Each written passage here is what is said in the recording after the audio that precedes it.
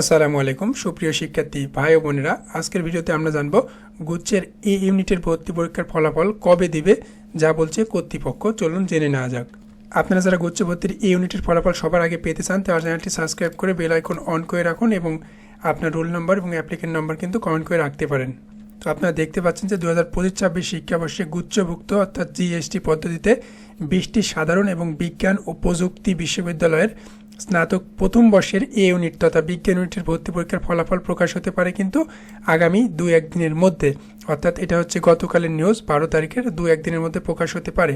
অর্থাৎ আজ 13 তারিখ, আজকেও প্রকাশ হতে পারে এবং এছাড়াও কিন্তু আগামীকাল প্রকাশ হতে পারে।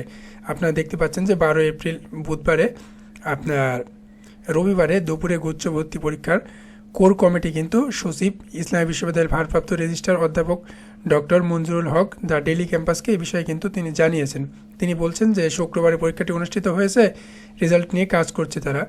তবে অন্যান্য ইউনিটের সাথে বিজ্ঞান ইউনিটে কিন্তু আপনার আবেদনকারী বা পরীক্ষার্থীর সংখ্যা কিন্তু বেশি, এই কারণে কিন্তু ফলাফল প্রস্তুত করতে বেশি সময় লাগছে। তাই নির্দিষ্ট করে তারা কিন্তু বলতে পারেনি ফলাফল কবে প্রকাশ করবে, তবে তারা আশা প্রকাশ করেছে যে 2-1 দিনের মধ্যে রেজাল্ট কিন্তু প্রকাশ করা হবে। তো অবশ্যই আপনারা জানাবেন আপনাদের এক্সাম কেমন হয়েছে এবং একই সাথে চ্যানেলটি সাবস্ক্রাইব করে বেল আইকন অন করে রাখবেন, এতে করে আপনারা সবার আগে কিন্তু রেজাল্ট এখান থেকে জানতে পারবেন ইনশাল্লাহ। তো আপনাদের সকলের জন্য দোয়া এবং শুভকামনা। আসসালামু আলাইকুম।